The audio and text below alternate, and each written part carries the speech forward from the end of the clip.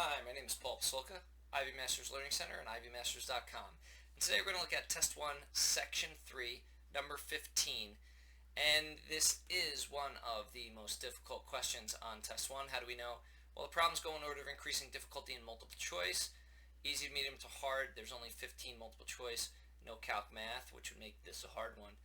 And then I'll start easy again for the open-ended. Go easy to medium to hard. And follow the same pattern with calc math. The problem reads, if ax plus 2 times bx plus 7 equals 15x squared plus cx plus 14 for all values of x, and a plus b equals 8, what are two possible values of c? What you might notice first is that it seems like there's too many variables to solve this problem. What you may have learned in Algebra 1 is that if you have a variable with one equation, you can solve it. If you have two variables with one equation, you cannot solve it. In order to solve for two variables, you need two equations, and three variables, three equations. So you're about to defy the laws of math, kind of. Here what we only have two equations, but we have an a, a b, a c, and an x. We have four variables, but we're still going to be able to solve this problem.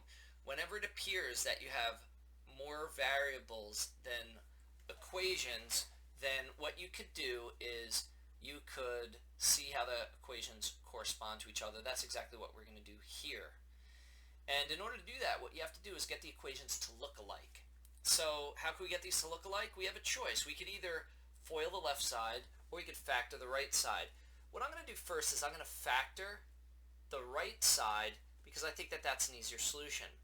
So if we factored the right side, what we would have is two parentheses plus in the middle. Now notice the last two terms here, we have plus 2 plus 7. I'm just going to keep those the same.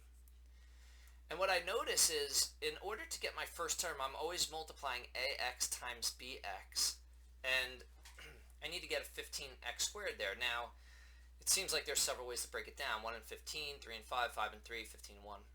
But keep in mind that a plus b has to equal 8 as well. So since a plus b has to equal 8, you might notice that a could be 5 and b could be 3. Those add to 8 and also multiply to give you 15. In which case, you would have 5x plus 2 times 3x plus 7.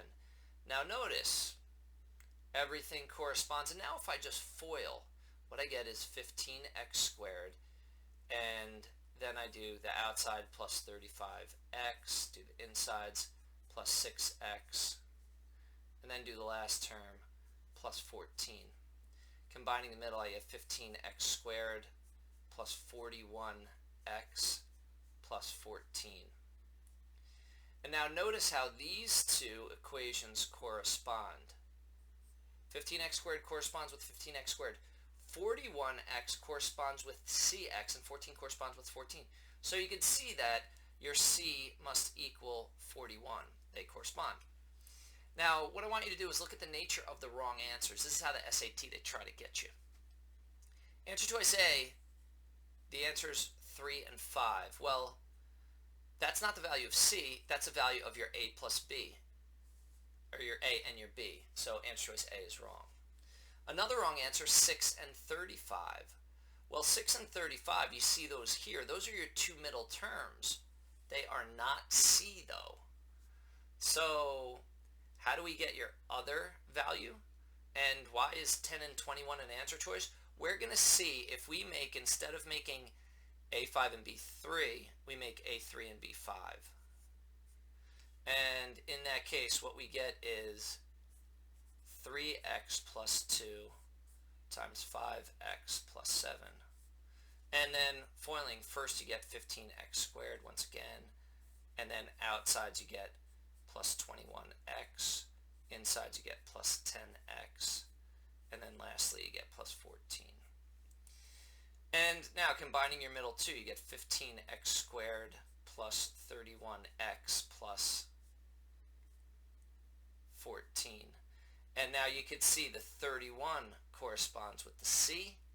So that's how you get your second answer. Remember, we had c equals 41. Now we have C equals 31. That's how you get your second answer. And so we could see that D is your answer. Now, what about that answer 10 and 21? Well, notice 21 and 10 are your values here, but not your values in your ultimate answer choice. Now, let's look at this another way, which is, instead of factoring the right side, we could FOIL the left side. If we did FOIL the left side, what we would get is ABX squared. That's going to be your two first terms.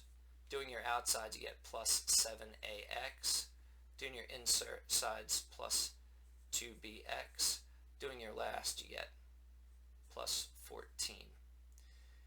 And now, if I set it equal to, if I set the corresponding parts equal, what I would see is that ABX squared, so only x squared term, corresponds with 15x squared, besides the fact that you always multiply the two first terms to get the first term in the second equation.